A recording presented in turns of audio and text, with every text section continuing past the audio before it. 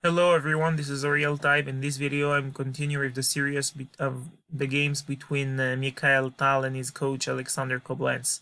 In this game Mikhail Tal had white pieces and he started with e4. Actually the last video I told you that there is one match that they played in 1961. But honestly, like as you can see here, I am highlighting here. There had also a match. They also played a match in 1957. That mean I found few games, like games that Tal won. I found one draw, but they were not from the same match. So it's like separated. For example, in this match, Tal won one game and they drew the other.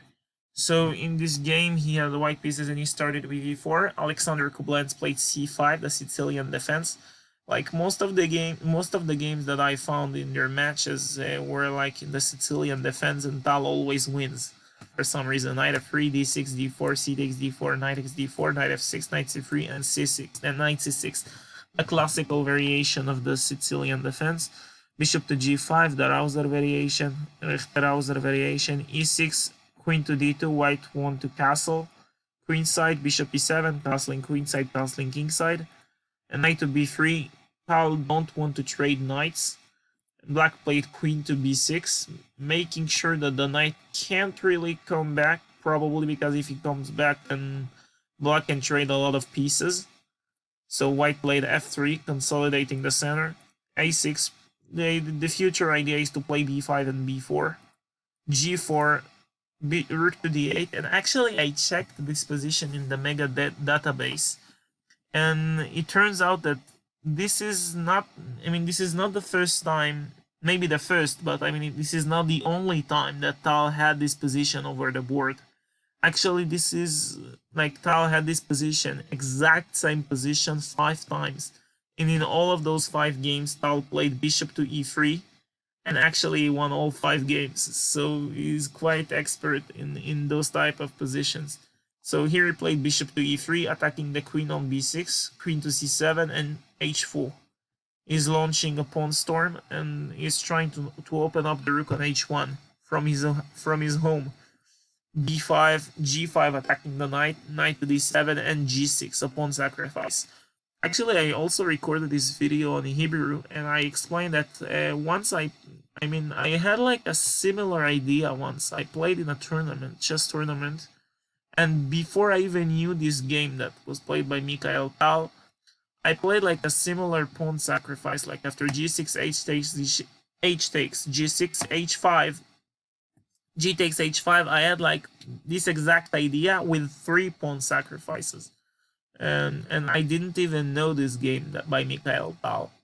So here Tal played rook takes h5, knight f6 attacking the rook, rook to h1, and d5, preventing white from playing queen to h2. So white played e5, and not only blocking the queen and attacking the knight, but it turns out that black can't take this pawn with the queen, because if queen takes e5, there is bishop f4, and after queen f5, bishop d3, and black is in serious trouble.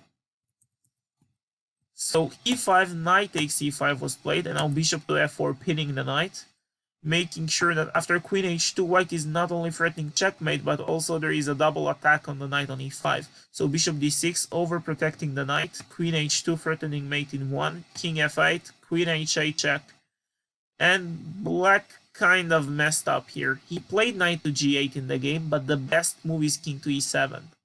And actually king e7 is the best move because the pawn on g7 is untouchable. White is forced to play something in the nature of queen h4, queen h3. But if queen takes g7, black can play rook g8 attacking the queen, and after queen h6, I suggest you to pause the video. I know that we are looking this position from white's point of view, but black has a winning tactic here.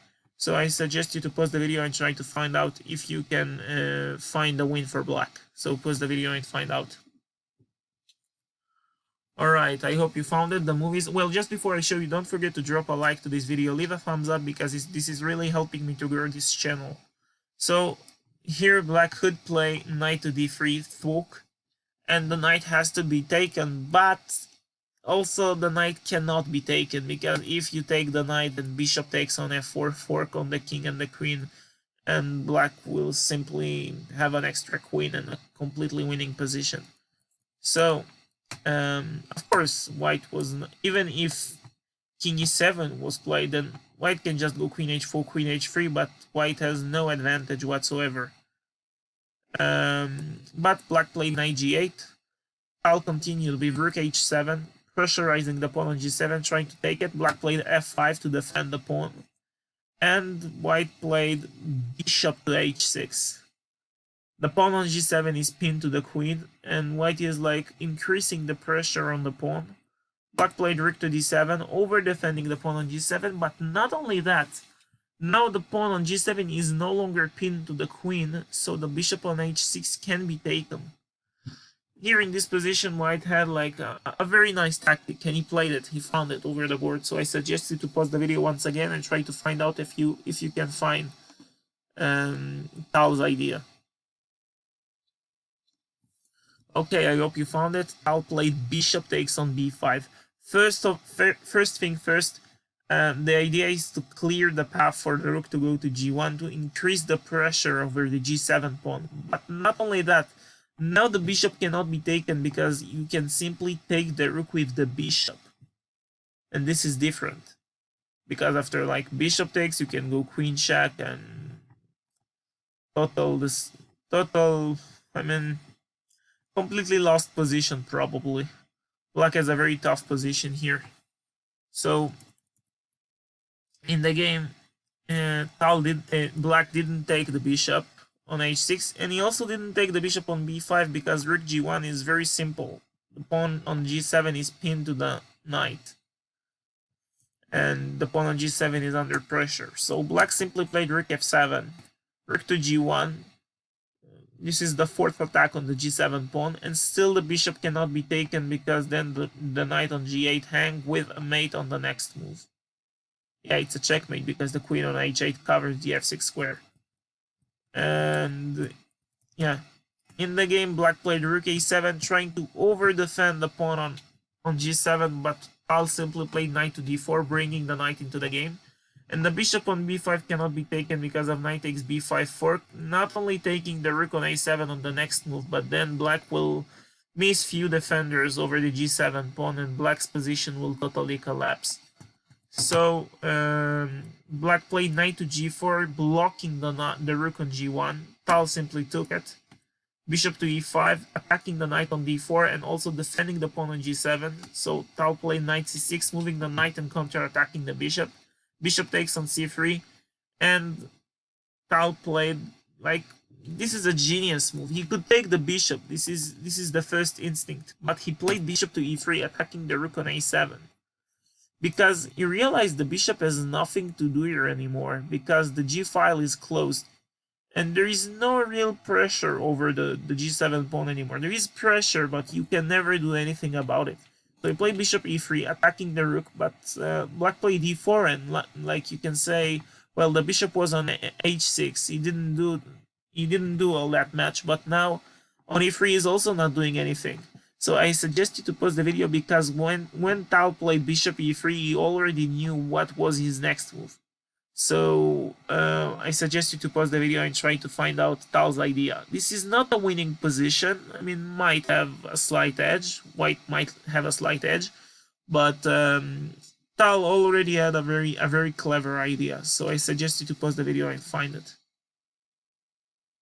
Right, in this position, Tal played rook from g to h1, and it turns out that black cannot take the bishop, because if he takes the bishop, then queen takes on g8 check. The e7 square is covered by the knight, and if after king takes g8, rook h8 is mate.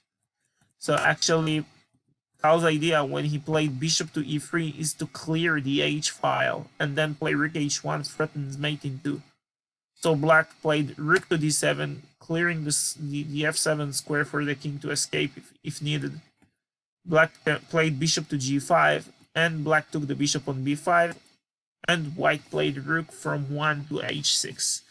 this is a total mess. I mean, black still cannot take the rook on h6 because then simply bishop takes h6 check. Once again, the king can't move because the knight will fall with a mate.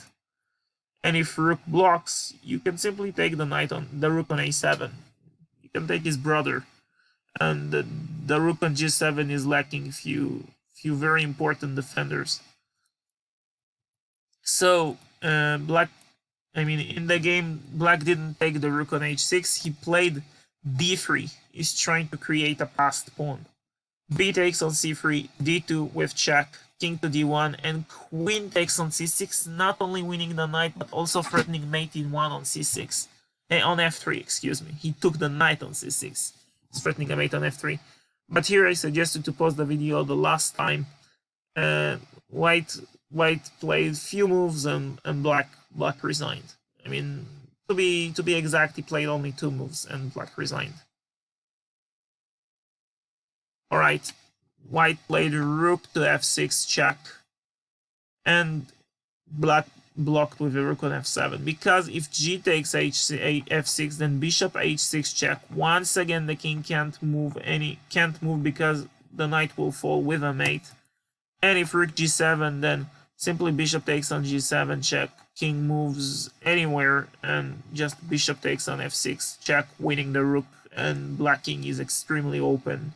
Black can simply resign, but in the game after rook to f6, black played rook to f7, and here Tal played queen takes on g7. It was in this position that Alexander Koblents resigned the game, because black can't do anything. The rook on f7 is pinned, so the queen on g7 cannot be taken.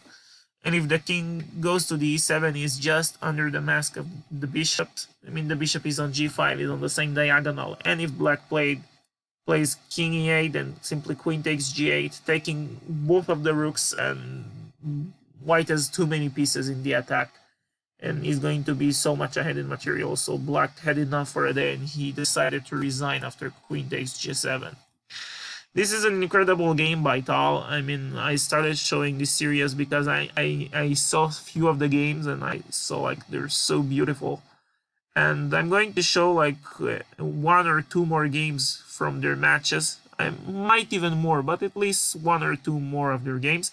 And by the way, at the end of this month, at the 24th or the 25th of November, there is going to be the World Chess Championship match between Magnus Carlsen and Jan Nepomniachtchi.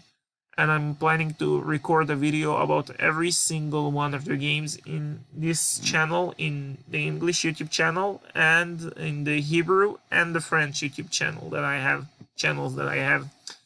And yeah, I'm going to show, like, record every single game at least 5 days a week, like from Sunday to Thursday.